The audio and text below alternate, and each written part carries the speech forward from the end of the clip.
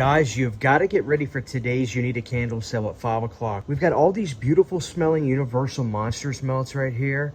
And then we have these monster cereal candles with cereal pieces in them that melt down. You don't eat them. They're actually made out of wax. We've got an Art the Clown with those little sunglasses on top. This one smells amazing, like fresh laundry. The pumpkin cake candle. Oh my God, I love it. And then, of course, last but not least, our Monster Squad. And on top of these, some of them have bats and some of them have skeletons. Today at 5 p.m. Central Time, you can get all of this, all handmade in this very house. Thank you for supporting us. Link in description.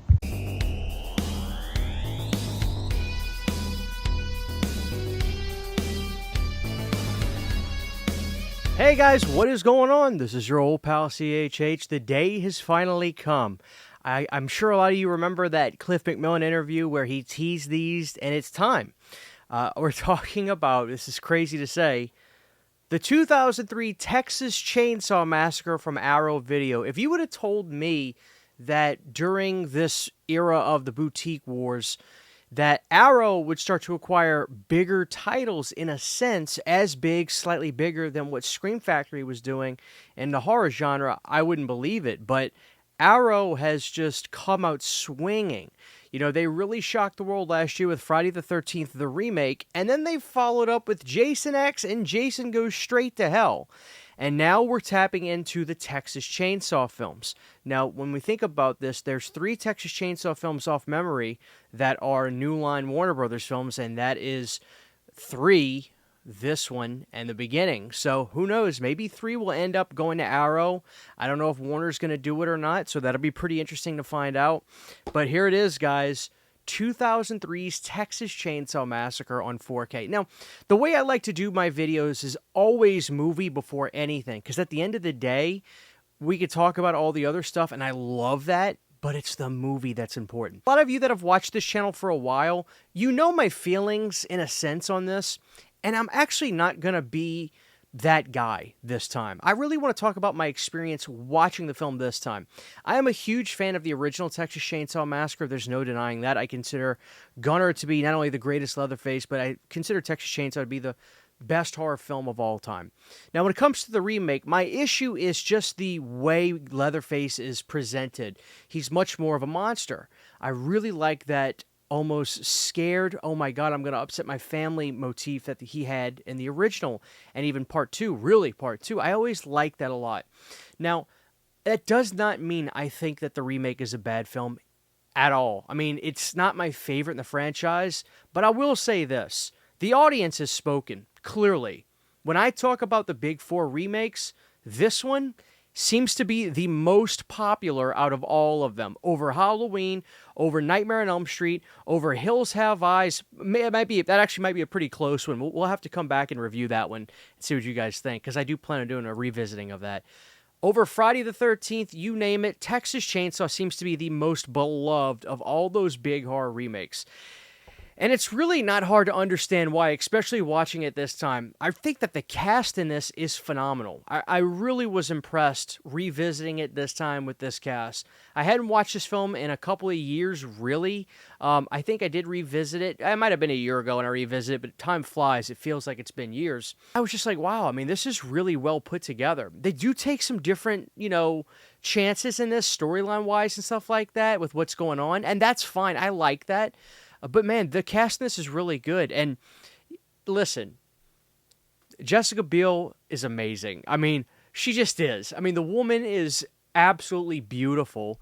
And she's great in this film. I mean, I really think she's the best one. And I'm not just talking about like her looks. Like, yeah, she's smoking hot. She's beautiful. But she's actually really good in this. As well as everybody. R. Lee Ermey, of course, steals his scenes. Anytime he's in the movie, R. Lee just steals it. And I just thought that, you know what, like I get it. I really do get it. This is such a well put together movie. It's very cohesive. It moves like a freight train, but at the same time, you really get to digest everything going on. It doesn't just cut. Stuff has time to breathe, but man, this movie it rocks. And boy, does it really like capture that feeling of the gross humidity feel. Probably a little bit better than the original. The original just seems like it's steaming hot heat, but this one is that humidity, gross. Looked like everybody just smelt bad heat. And that one did that this movie did that extremely well. So I have to give it credit there. Listen, it's '03. I'm not telling you anything you don't already know. Most of you are like, yes, we love it, Christian. Let's get on with it. So we will do just that. We'll get on with it. So just to review, let's look at what Warner and Arrow have done together with these big titles that have kind of been these Renaissance titles for Arrow in a sense. We have Trick or Treat, which was a great 4K with some great features on it. We had Friday the 13th, 2009, which at this moment, before I get into this, I will say I think is the best bang for your buck all around that they've done so far. They've got Jason X, which has the best artwork, I think. Everybody loves that. And Jason Goes Straight to Hell, that 4K. Now, I thought that so far out of all of these, Friday 09's 4K was the best for the all-around package. The question is, do I still feel that way today? Well, of course, I have not watched the beginning yet, so this could be subject to change. And I got to be honest with you, I don't relish in saying this because I'm such a Friday guy. So far, I think this is the best one. This movie, no bullshit, I thought was a 10 out of 10. I couldn't believe how good this looked. This was as good, in my opinion, as that Ignite Films Reanimator 4K. Now, listen, that 4K from Reanimator, or Ignite, I get it. A lot of people are like, super expensive. I'm not getting that. I'm going to wait till it goes cheap. That, totally understand. But I can't deny that the 4K looked remarkable. This Texas Chainsaw 4K, I thought outperformed all the Fridays. Really outperformed Trick or Treat on 4K. This movie looked incredible. And I'm going to give you an example of what I mean by that. I think this one is a perfect 10. But here's the thing I'll say. This is the thing that made this 4K amazing. So when you think of Texas Chainsaw 03, if you're like me, you think of that putrid dark green color tone over the whole movie. Now, does that go away in this film? No, but listen, that's not a bad thing. I'm going to tell you what the difference is, in my opinion.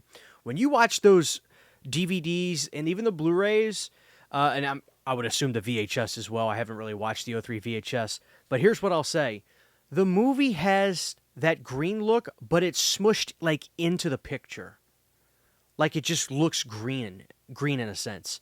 What blew me away was watching this. Those green hints in the movie, they're there, but you can actually see the green light hitting the walls and stuff, where instead of it just like making the image look green, you actually get the sense of those lights, those green lights in the picture. It completely changed this movie.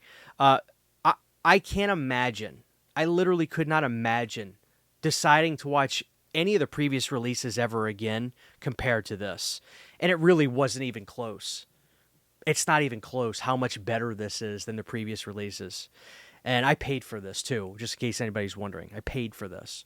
I hate to admit it, I don't relish this because I thought, I'm a Friday guy. This is the best 4K so far from this Arrow Warner thing. Granted, I haven't watched the beginning yet. That's coming next, and I kind of hope I say that's the best. That's my favorite. I love that one.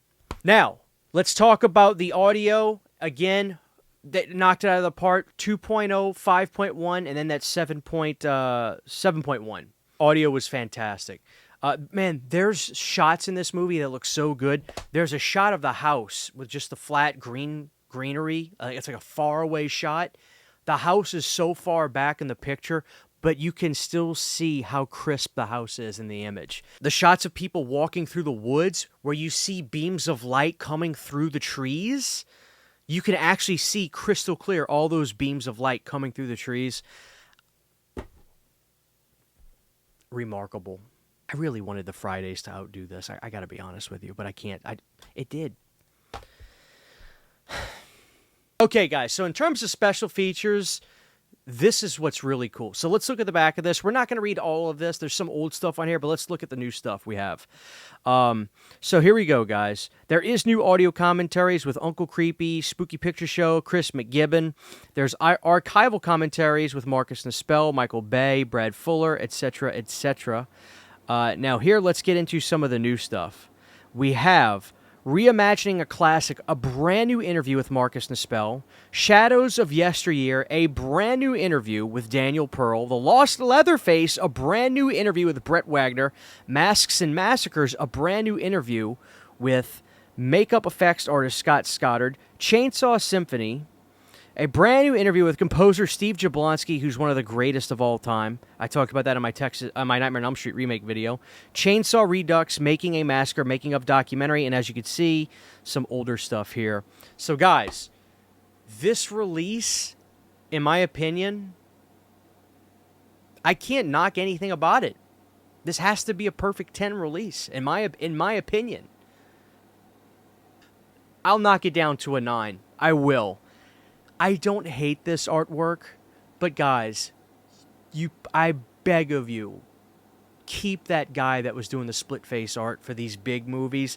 I'm not saying I hate this, but everybody online was like, damn it, why didn't they use that split face artist guy? That guy's killing it.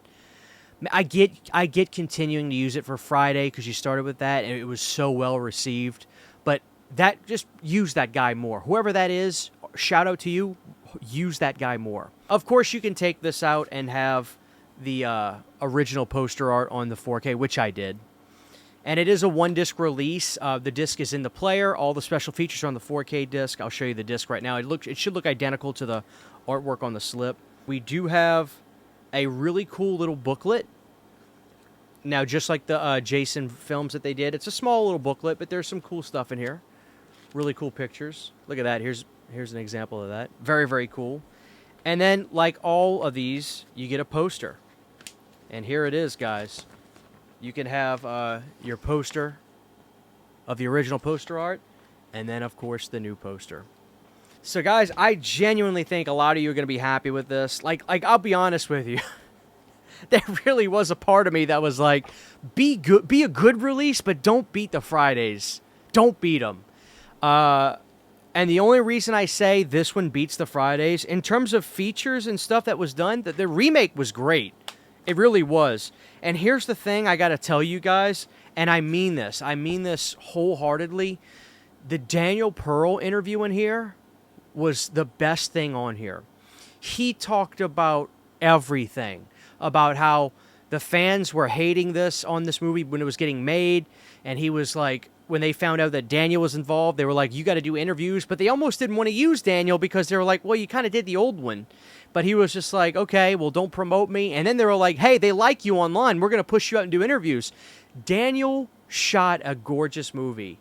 And this 4K really showed that to me. I never thought this was a gorgeous looking film until this release. So great interviews. The Marcus Nispel interview is great. Of course, he really got into the behind the scenes and the making of more in Friday the 13th 09, but the Daniel Pearl interview is the absolute home run of this. Home run. So guys, give it a shot. 4K, Texas 03. In my opinion, just my humble opinion, this way outperforms, and quite frankly, it should. All the old releases. Just beautiful. There you have it, guys. God bless y'all. Let me know what y'all think when you watch this and get it, and let me know if you're more excited about this or the beginning. Let me know. God bless you guys. See y'all next time. Huge, giant thank you to all of my Patreon supporters. Without you guys, this would not be possible. To get behind-the-scenes photos, videos, music, private live streams, and much more, you can subscribe to my Patreon for as little as $1 a month. Thank you to my patrons.